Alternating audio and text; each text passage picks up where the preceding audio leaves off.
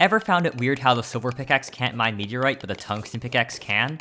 Even though they're in the same ore tier, these pickaxes are just fundamentally different.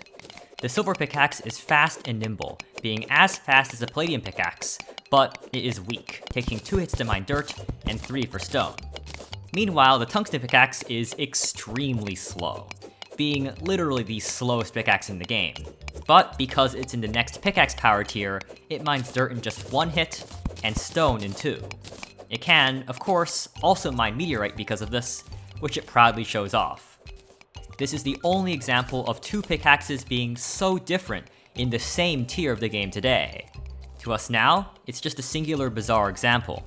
However, there was actually other pickaxe shenaniganery in the past, far weirder than this. If you thought this was an interesting inconsistency, you haven't seen what we used to have. This shenaniganery started after 1.2, when they introduced alternate ores for the first time, alongside the new high-tier ore, Chlorophyte. Just like today, the alternate variants were the same as the original versions, just a little bit stronger. However, Realogic then had absolutely no compunction about crossing tier boundaries.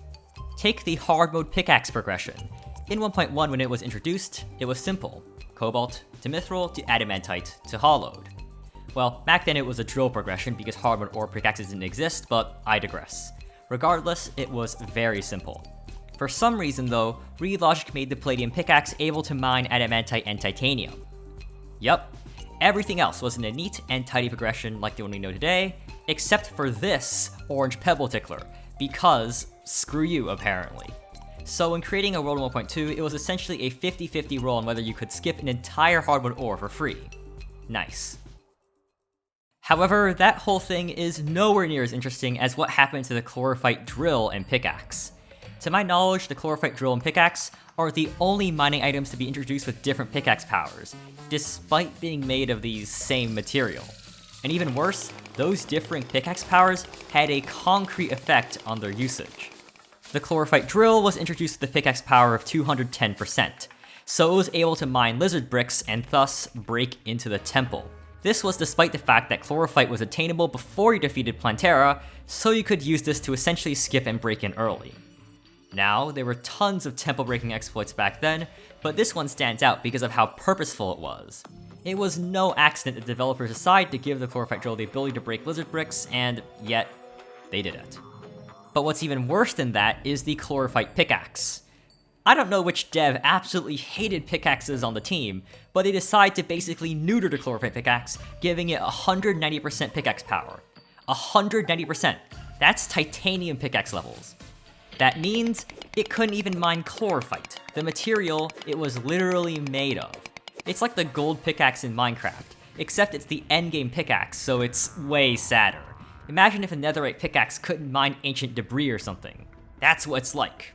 Just why? Now, unlike the Palladium pickaxe, the devs quickly balanced this little inconsistency.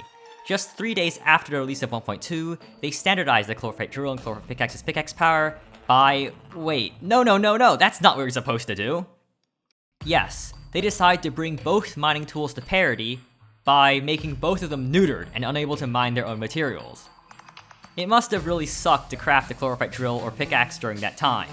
Literally worse than the pickaxe axe or Drax, which you needed to get Chlorophyte in the first place. Luckily, the week after 1.2.0.3, the devs realized that this was probably not the right way to roll and set the Chlorophyte pickaxe and drill at 200%, where they are still to this day. And well, where they probably should be. So that's a bit of fun pickaxe trivia. The game today is so much more balanced than it was in the past, isn't it? That's the benefit of polish and critique over the last, well, 15 years. Looking back at it though, it is interesting to see what minor changes and sudden tweaks were made in the hotfixes of the past that now make Terraria what it is today. Hello, if you enjoyed this video, please consider subscribing. It helps support the channel. Similar videos are on the left and right. Either way though, thank you for watching, and a good day and goodbye. See you next week.